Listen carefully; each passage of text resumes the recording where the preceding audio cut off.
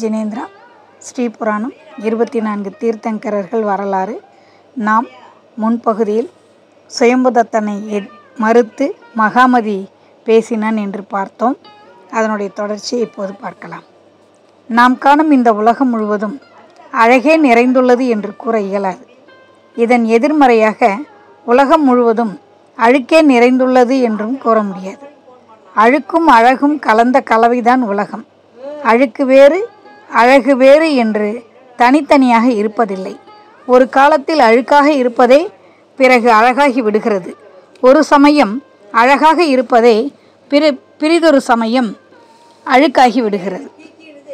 சுயம்புதத்தனை போன்ற உத்தம ஞானிகள் உலகில் காணப்படும் அழுக்குகளை போக்கி அதை அழகாக்கும் முயற்சியில் ஈடுபட்டனர். ஆனால் மகாமதியை போன்ற அஞ்ஞானிகளோ உலகில் இருக்கும் அழகை கெடுத்து அழுக்காக்கும் முயற்சியில் ஈடுபடுகின்றனர்.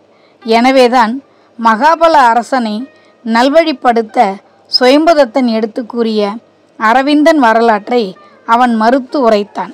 அவை யாவும் வடிகட்டின பொய் என்றும் ஏளனம் செய்தான். அவன் மகாபல அரசனை நோக்கி, அரசே, சுயம்புதத்தன் கூறுவது போன்று பாவம் புண்ணியம் என்று எதுவுமே இல்லை. உயிர் என்ற நிலையான ஒரு பொருள் இருப்பதாக அவர் கூறுவது தவறு.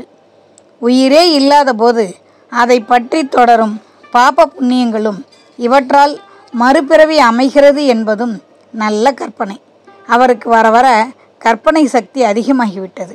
எனவே அவர் அமைச்சராக இருப்பதை விட அரசவை கவிஞராக மாறினால் கற்பனை மிகுந்த கவிதைகள் பாடலாம் என்று கேலியும் கிண்டலுமாக பேசி முடித்தான் மகாமதி.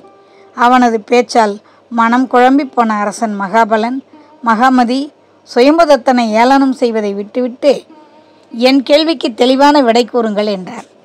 அரசனின் கேள்வி என்னவோ, நம் உடலுக்குள் உயிர் என்ற ஒன்று இருப்பதால் தானே நாம் இயங்குகிறோம். உடலே இயங்குகிறது மன்னா, அதை இயக்க உயிர் என்ற தனியான ஒரு பொருள் தேவையில்லை. புரியவில்லை மகாமதி. அரசே, தாங்கள் உடல் வேறு உயிர் வேறு என்று 2 பொருட்கள் இருப்பதாக கூறுகிறீர்கள். ஆம், அதுதானே உண்மை. அது உண்மை போன்றது. ஆனால் அதுவே உண்மை இல்லை. மீண்டும் குழப்புகிறீர்கள் மகாமதி. அரசே, யானைக்கு மதம் பிடித்து பார்த்துள்ளீர்களா? பார்த்துள்ளேன்.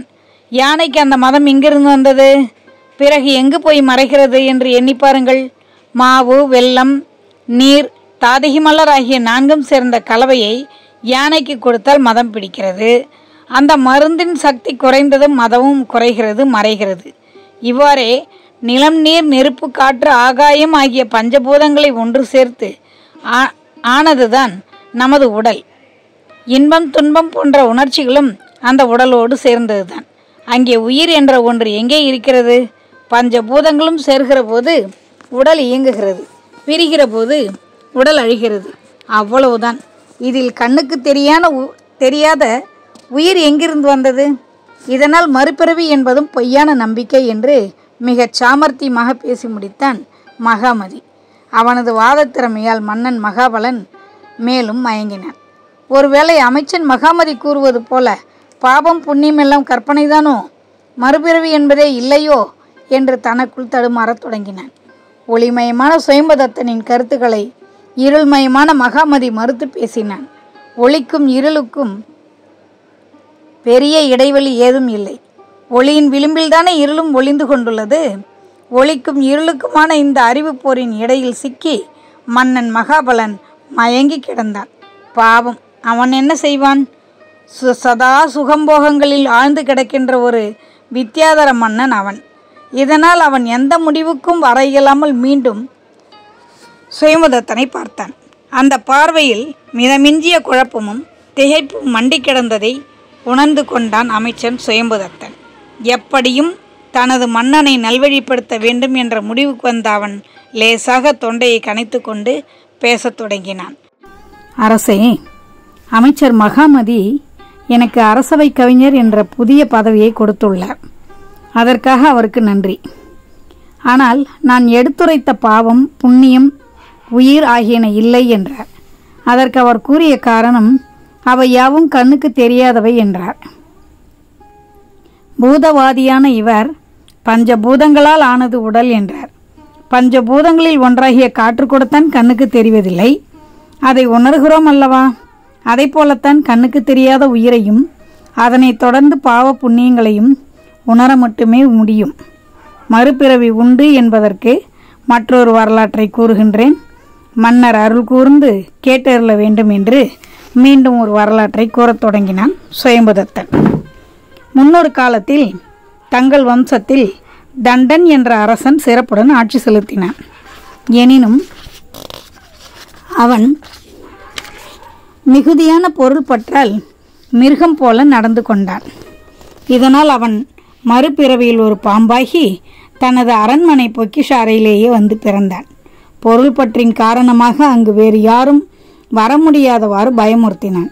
இவனுக்கு பிறகு இவன் மைந்தன் மணிமாலி அரியணை ஏறினான். ஒரு நாள் அரசு பணி நிமித்தமாக பொக்கிஷ அறைக்கு வந்தான் மணிமாலி. அவனை கண்டதும் பூர்வ ஜென்ம அறிவு ஏற்பட்டு பேசவும் தொடங்கியது பாம்பு.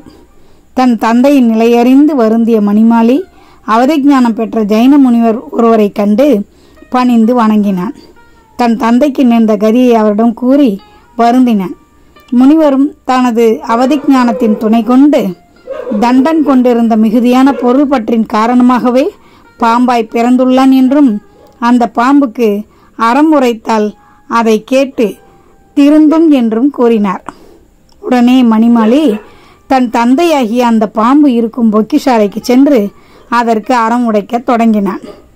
தந்தையே, தாங்கள் கொண்ட அளவற்ற ஆசை காரணமாகவே இப்படி பாம்பாக பிறந்து துன்புறுகிறீர்கள். இப்போதும் தாங்கள் பொருளின் மீது பற்று கொண்டு வேறு யாரும் இந்த பொக்கிஷாரை பக்கம் வராதவாறு தடுத்து வருகிறீர். பாம்பாக கிடக்கும் தாங்கள் இந்த பொருளை அனுபவிக்கப் போவதும் இல்லை. அப்படி இருக்க ஏன் இந்த வீணான ஆசை சேற்றில் புதையுண்டு கிடக்கிறீர்கள்? கிம்பாகம் என்ற அதிசய பழம் ஒன்று இருக்கிறது. அதை முதலில் உண்ணும்போது இனிக்கும், பிறகு அதுவே கசக்கும், இறுதியில் நஞ்சாகவும் மாறிவிடும். பொருள் பற்றும் கிம்பாகம் என்ற பழம் போன்றதுதான். பொருளால் முதலில் இன்புறும் மனிதர்கள் பின்னர் அது காரணமாகவே துன்புறுகின்றனர்.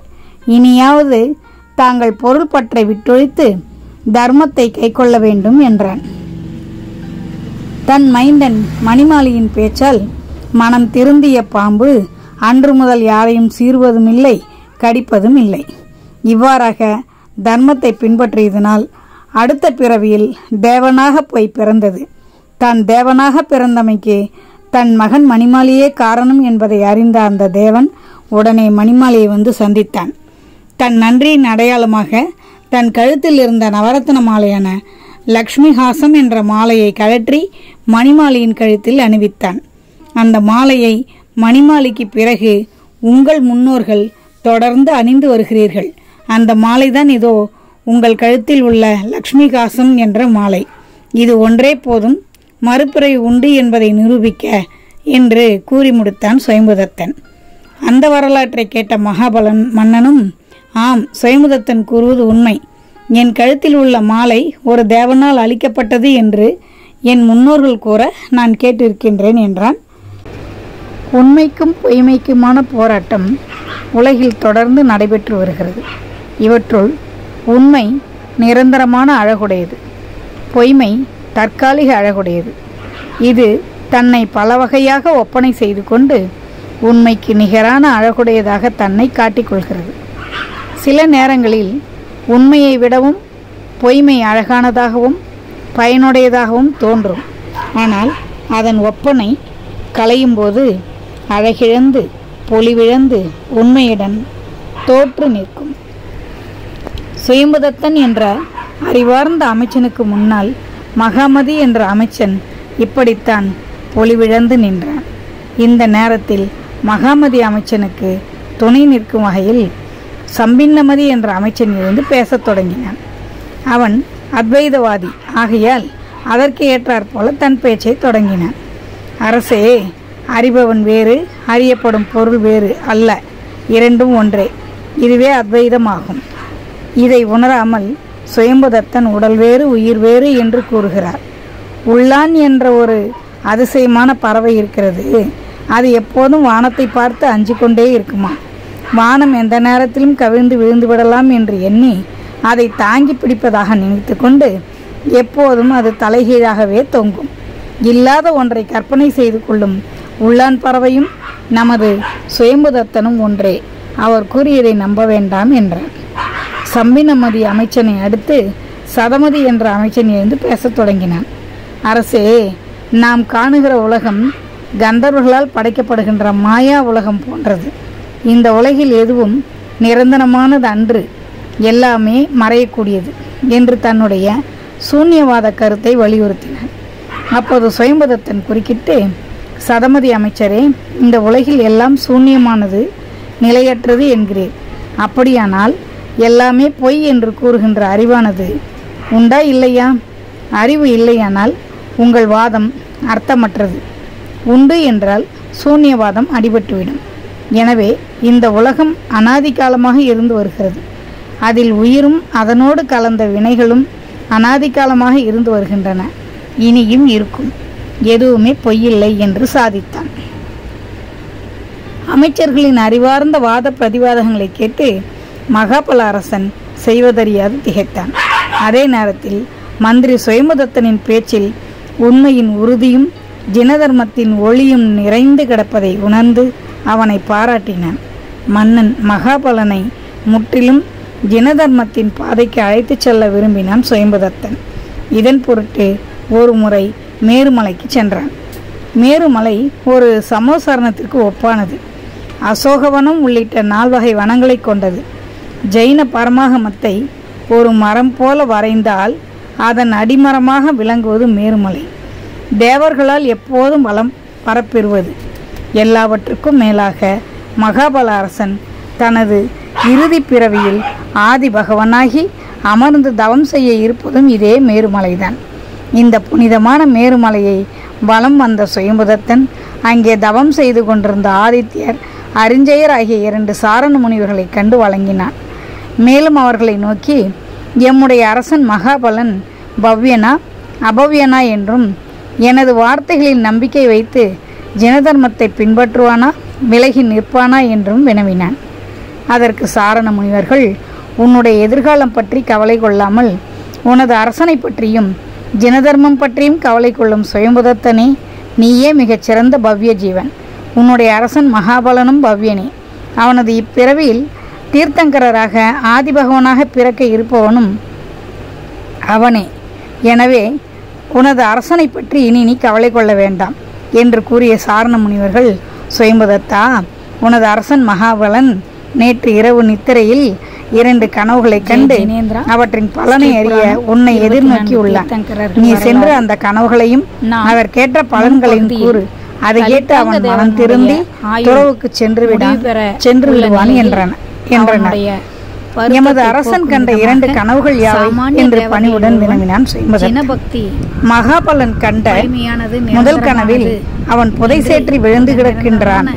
அவனை அச்சேற்றில் இருந்து மீட்டு தூய்மைப்படுத்தி அரியாசனத்தில் நீதான் அமர வைக்கிறாய். அப்படியே சுவாமி, வியப்பாக இருக்கிறது. சரி, அரசன் கண்ட 2வது கனவு என்னவோ? ஒளி வீசி பிரகாசித்த அந்த ஒரு தீச்சுடரானது மெல்ல மெல்ல ஒளி மங்கி இறுதியில் அணைந்து விடுகிறது. இதுவே அரசன் கண்ட 2வது கனவு. புன்சிரிப்புடன் கூறி முடித்தார் ஆதித்ய முனிவர். இக்கனவுகளுக்கான பலன்களையும் சுவாமிகள் கூறியருள வேண்டும் என்று சுயம்புதத்தன் பணிந்து வேண்டியவுடன் அரிஞ்சய முனிவர் அக்கனவுகளுக்கான பலன்களை கூறத் தொடங்கினார். சுயம்புதத்தா, பொய்க்காட்சியில் அஞ்ஞானத்தில் மூழ்கி கிடந்த அரசன் மகாபலனை நீ நற்காட்சி வழிக்கு கொண்டு வருவாய். சேற்றில் கிடந்த அவனை எடுத்து அரியாசனத்தில் அமர வைத்த முதல் கனவின் பலன் இதுதான். 2வது கனவின் பலன், அரசன் மகாபலனின் ஆயுள் இன்னும் 1 மாதத்தில் முடிந்துவிடும். இதை குறிப்பதுதான் தீச்சுடர் அணைந்து போவதாக கண்ட 2வது கனவின் பலன் என்று அரிஞ்சய முனிவர் கூறினார். சுயம்புதத்தன் மீண்டும் ஒரு முறை சாரண முனிவர்களை வணங்கி அரசன் மகாபலனை காண அரண்மனை நோக்கி விரைந்தான்.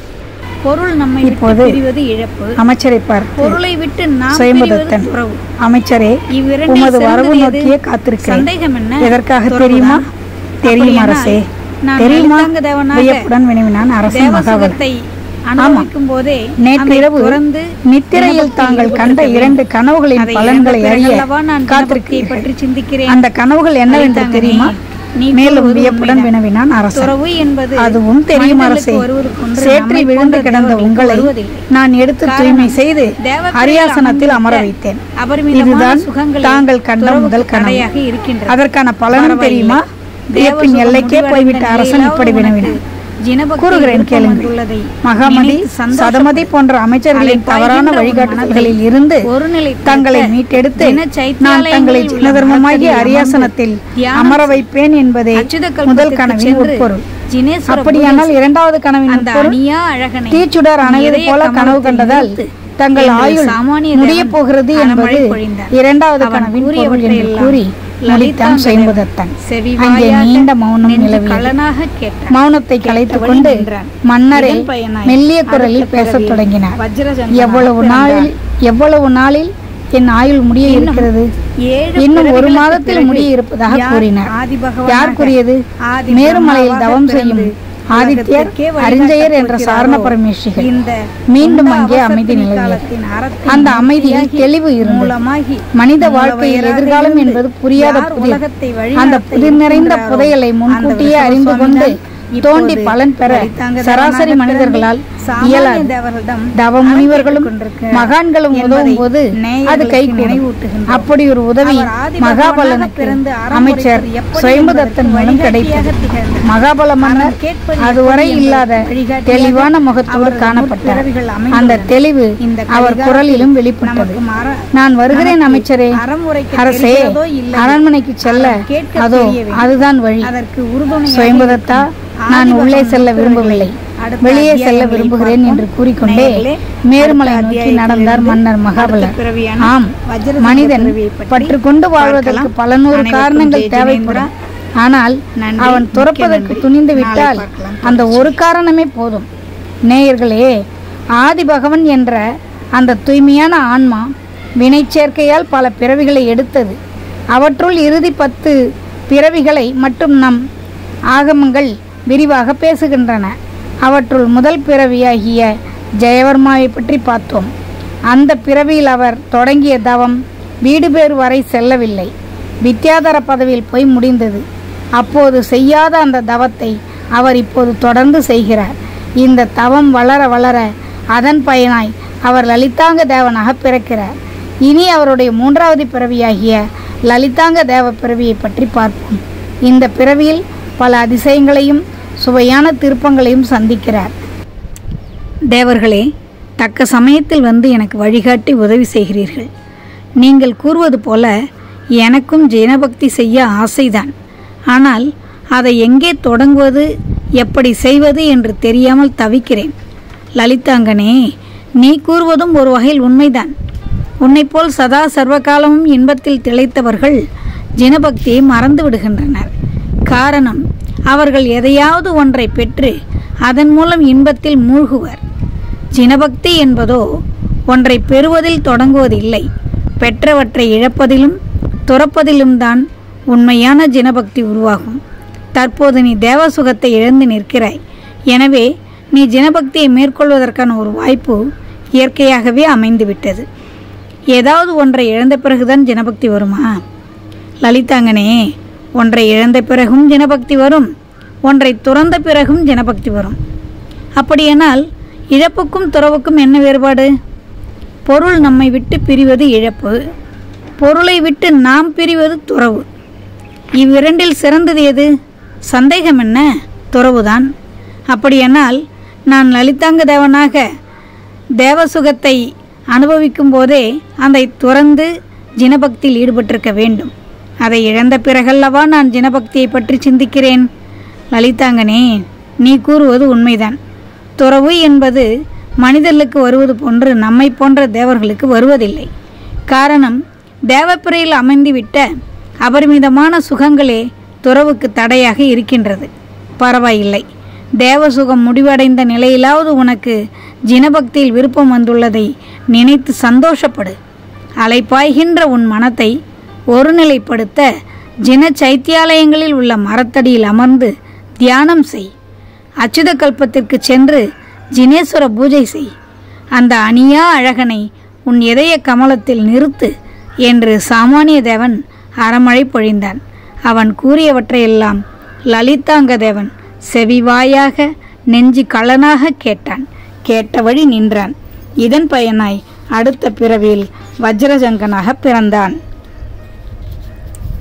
இன்னும் 7 பிறவிகளுக்கு பிறகு யார் ஆதிபகவனாக ஆதி பிரம்மாவாக பிறந்து உலகத்துக்கே வழிகாட்டப் போகிறாரோ, இந்த உண்ட அவசர்ப்பிணி காலத்தின் அறத்தின் மூர்த்தியாகி மூலமாகி மூலவயராக இருந்து யார் உலகத்தை வழிநடத்த இருக்கின்றாரோ அந்த ரிஷபசுவாமிதான் இப்போது லலிதாங்கதேவனாக பிறந்து சாமானிய தேவர்களிடம் அறம் கேட்டுக்கொண்டிருக்கிறார் என்பதை நேயர்களுக்கு நினைவூட்டுகின்றோம். அவர் ஆதிபகவனாக பிறந்து அறம் உரைப்பது எப்படி என்பதற்கு வழிகாட்டியாக திகழ்ந்தார். அறம் கேட்பது எப்படி என்பதற்கு வழிகாட்டியாக அவரது முற்பிறவிகள் அமைந்துள்ளன. இந்த கலிகாலத்தில் நமக்கு அறம் உரைக்க தெரிகிறதோ இல்லையோ, அறம் கேட்க தெரிய வேண்டும். அதற்கு உறுதுணையாக இருக்கும் ஆதிபகவன் முற்பிறவிகளை அடுத்த அத்தியாயங்களில் பார்ப்போம். விதை வீரியமுள்ளதாய் இருப்பினும் அது விழுகின்ற நிலத்தை பொறுத்துதான் அதன் முளைக்கும் தன்மை அமைகிறது. பண்படுத்தப்பட்ட நிலத்தில் விழுந்த விதை உடனே முளைத்து பயன் தருகிறது. பாறையில் விழுந்த விதை உலர்ந்து உருக்குலைந்து போகிறது. அறம் உரைப்பதும் விதைப்பது போன்றதுதான். அறம் இயல்பாகவே அழகுடையது. அது நல்லவரால் நல்லவர்க்கு உரைக்கப்படும் போது மேலும் அழகு பெறுகிறது. சாமானிய தேவர்களால் லலிதாங்கதேவனுக்கு உரைக்கப்பட்ட அறம் பயன்மிக்கதாய் அமைந்தது. லலிதாங்கதேவன் தனது அடுத்த பிறவியில் ஜம்புத்வீபம், கிழக்கு விதேகம், புட்கலாவதி நாட்டில் உள்ள உத்பலகேடபுரத்து மன்னன் வஜ்ரபாகுவிற்கும் அவன்தேவி வசுந்தரை என்பவளுக்கும் வஜ்ரஜங்கன் என்ற மகனாக பிறந்தான். இவன் பிறந்து வளர்ந்து வனப்பு மிக்க வாலிப பருவத்தை அடைந்ததும் பெண்களை கண்டதும் வெறுத்து ஒதுக்கினான். காரணம், இவன் லலிதாங்க தேவனாக வாழ்ந்தபோது சுயம்பிரபா தேவியிடம் ஆழ்ந்த அன்பு கொண்டிருந்தான். ஒரு பொருளின் மீது அளவு கடந்த பற்று வைத்தால் அந்த பற்றே பிற பொருட்களை வெறுப்பதற்கு காரணமாகி விடுகிறது. சென்ற பிறவியில் அவன் சுயம்பிரபையிடம் கொண்டிருந்த பற்றே இந்த பிறவியில் அவன் பிற பெண்கள் வெறுப்பதற்கு காரணமாய் அமைந்தது. பற்று என்பது பிறவிகளை கடந்து சென்றும் தாக்குகின்ற ஒரு அதிசயமான ஆயுதம் என்பது வஜ்ரசங்கன் வரலாற்றில் இருந்து தெரிய வருகிறது.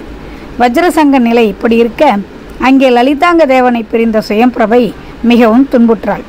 ஈசான கல்பத்து தேவசுகத்தையே வெறுத்தாள். அவளுக்கு திடத்தர்மா என்ற தேவன் அறம் உரைத்தான். அதை கேட்ட சுயம்பிரபை தொடர்ந்து 6 மாதங்கள் ஜினபூஜை செய்தாள்.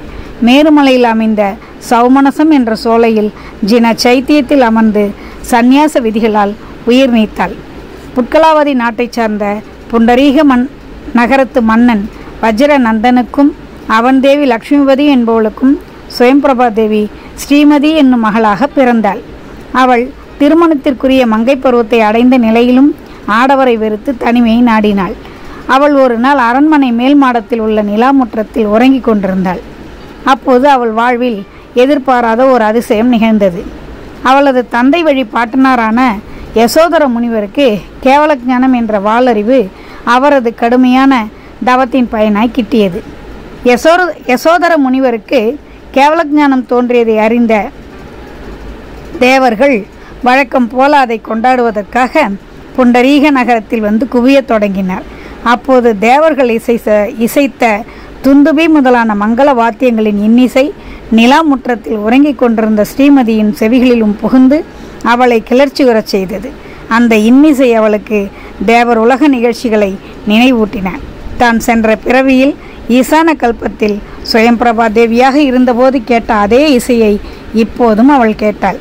அதன் பயனாய் அவளுக்கு தன் ஆருயிர் காதல் லலிதாங்க தேவன் நினைவும் வந்தது. தானும் லலிதாங்க தேவனும் சென்ற பிறவியில் அனுபவித்த மகிழ்ச்சியான நினைவுகளை அவள் நெஞ்சில் அலைமோதின. அவனும் தன்னை போலவே மறுபிறவி எடுத்திருப்பான். எனவே இனி அவனை சந்திப்பது வரையில் வேறு எவருடனும் பேசேன் என மௌனவிரதம் பூண்டாள். ஸ்ரீமதியின் நிலை கண்டு அவளது தந்தை வஜ்ரநந்த மன்னனும் தாய் லட்சுமிபதியும் கவலை கொண்டனர். அவளது செயல்களை கூர்ந்து கவனித்த மன்னன் இவளுக்கு சென்ற பிறவியின் நினைவுகள் ஏற்பட்டுள்ளது என்பதை ஒருவாறு ஊகித்து உணர்ந்தான். புத்தி கூர்மை மிக்க பண்டிதை என்னும் சேடி பெண்ணை ஸ்ரீமதிக்கு பக்கத்துணையாக இருக்கும்படி செய்து அவளது நடவடிக்கைகளை கூர்ந்து நோக்கி தனக்கு தெரிவிக்கும்படி பணித்தான். இந்த சூழலில் வஜ்ரதந்த மன்னனுக்கு 2 நற்செய்திகளை 2 தூதுவர்கள் ஒரே நேரத்தில் வந்து தெரிவித்தனர். அவற்றுள் ஒன்று அவனது தந்தையான யசோதர முனிவருக்கு கேவலஞானம் உண்டாகி இருக்கிறது என்பது. மற்றொன்று அவனது ஆயுதசாலையில் ஆற்றல் மிக்க சக்கராயுதம் தோன்றி உள்ளது என்பது. இரண்டுமே நல்ல செய்திதான். ஒன்று அவன் ஆன்மாவுக்கு நலம் சேர்ப்பது, மற்றொன்று அவன் அரசுக்கு பாதுகாப்பு தருவது. இவை இரண்டில் முதலில் எதற்கு சிறப்பு செய்ய வேண்டும் என்பதை முடிவு செய்ய இயலாது தவித்தான். இறுதியில் இம்மைக்கும் மறுமைக்கும் உதவக்கூடிய கேவல பூஜையை முதலில் முடித்தான்.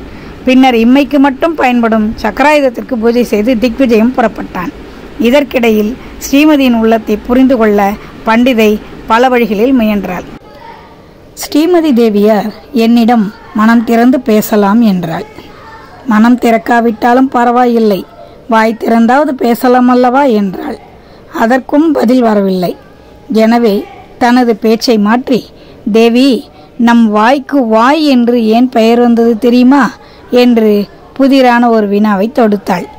ஏன் என்று நீதான் சொல்லேன். அம்மா அடி, பேசிவிட்டீர்கள். இதுவே எனக்கு முதல் வெற்றிதான். அடியே பண்டிதை, சுற்றி வளைக்காதே. வாய் என்று ஏன் பெயர் வந்தது? நம் உள்ளத்து உணர்ச்சிகள் எல்லாம் வெளிப்படும் வாயிலாக அது இருப்பதால் வாய் என்று பெயர் வந்தது. பண்டிதை, இதைவிட சிறந்த வேறு ஒரு பொருளும் இருக்கிறது. சொல்லுங்கள் தேவி.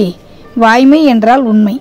உண்மையை பேசுவதால் தான் அதற்கு வாய் என்று பெயர். சரிதானே? சரிதான்.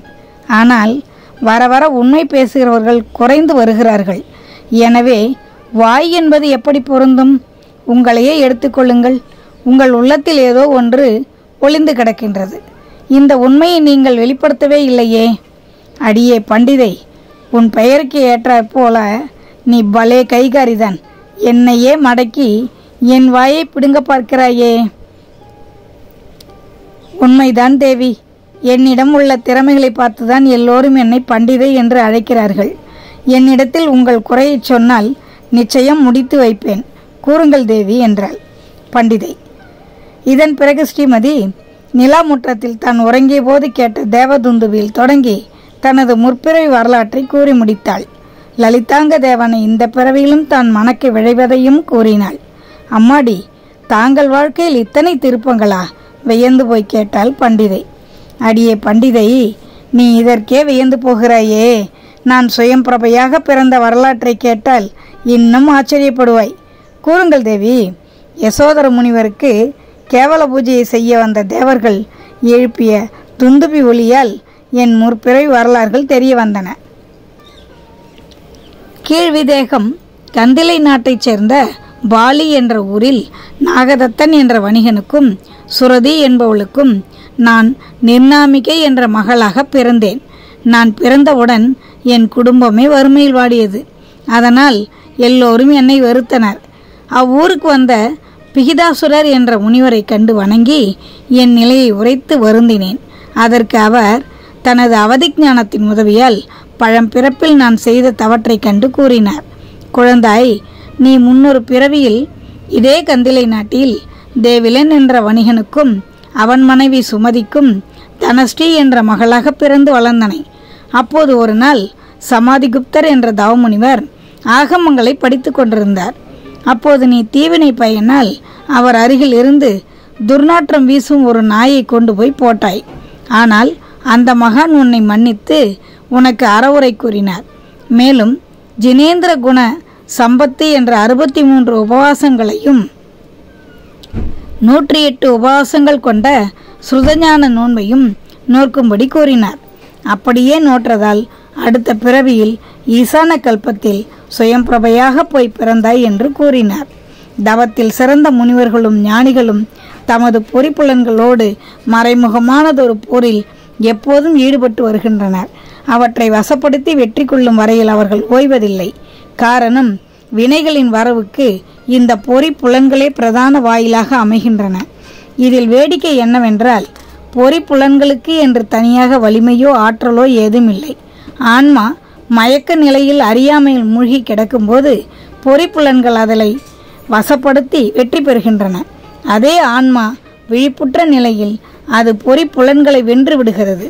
மனிதனுக்கு அமைந்த பொறிப்புலன்கள் தன் உடல் முழுவதும் ஓட்டைகள் கொண்ட சல்லடை அல்லது சல்லிக்குடம் போன்றது.